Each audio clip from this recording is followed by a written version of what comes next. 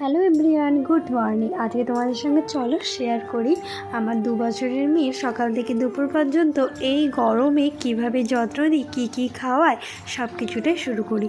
সকালটা আমার শুরু হয় ঠিক 8টা থেকে 8:30টার মধ্যে। আমি ঘুম থেকে উঠে পড়ি।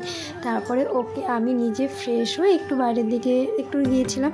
তো তারপরে 9টা থেকে 9:30টার মধ্যে আমি চেষ্টা করি ওকে নাকি বাবা তুলে দেওয়ার। হ্যাঁ, তুমি কাঁদছিলে নাকি? সকালবেলা ঘুম থেকে উঠে কত কথা, বাবা রে বাবা। ওখানটায় ব্যথা কেন? কিসে ঠুকে? হ্যাঁ, ঘরে ঠুকে গেছে। আচ্ছা ঠিক।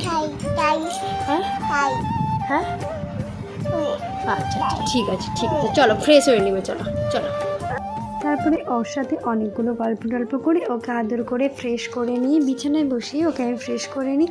তো তারপরে ওকে যেটা দিই, আমি একটু ফর্মুলা মিল্ক খাওয়াই। তার আগে যদি ও কোনো কারণে সকালের দিকে উঠে পড়ে ওকে তখন আমি ফর্মুলা মিল্ক দিই। তারপরে আবার যদি ঘুমিয়ে পড়ে তো তারপরে উঠে একদম সঙ্গে সঙ্গে ব্রেকফাস্টটা দিয়ে দিই।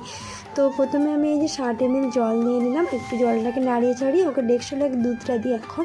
তার আগে ও আফটার মিল্ক খেত, আফটার মিল্ক গোল্ডটা। তো এখন যেহেতু দুধের পরিমাণটা অনেকটাই কম লাগে, সেরকম দুধ খেতেও পছন্দ করে না। তো তার জন্য আজকে বানিয়েছি একটু ডালিয়া। এটা হচ্ছে মুসুর ডাল দিয়ে এক ডালিয়া, একদম অল্প পরিমাণ এতটা বানিয়েছি ঠিকই, কিন্তু একদম খাবে না, তাতে একটু মিষ্টি কুমড়োও দিয়ে দিয়েছি। তার সাথে একটু এটাকে ঠান্ডা করে নিচ্ছি, আরও ওদিকে একটু খেলাধুলো করছে। তারপরে আমি এক কাপ ডিকাপ চা নিয়েও বসে পড়েছি।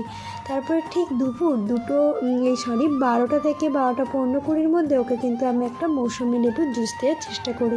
কোনো না কোনো দিন একটা ফল দেওয়ার চেষ্টা করি, কিন্তু আমার প্রতিদিনের রুটিনে কিন্তু এই মৌসুমি লেবুর জুসটা থাকে। আর ও এটা কিন্তু ভীষণ খেতেও পছন্দ করে। আমাকে ডক্টর সাজেস্ট করেছে যদি কোনো কারণে একটু এটা টক হয় তো সেই কারণে একটু তাল মিছরি এসব মিশিয়ে দিতে পারেন।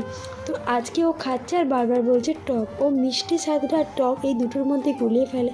তো সেই কারণে ও শুধু একটা জিনিসও জানে যে টক, ওই জন্য বারবারও টক বলে যাচ্ছে। চলো ওর সাথে বকবক করি, আমার রান্নাও আমি সারতে থাকি। তো আজকে আমি ওকে খাইয়ে ওটা স্নান করিয়ে দিয়েছিলাম। স্নান করার পরে এইটা আমার সব থেকে একটা বড় কাজ, ওকে ক্রিম মাখানো, তার সাথে ওকে টিপ পরানো। এটা আমার কাছে যেন একটা যুদ্ধ মনে হয়।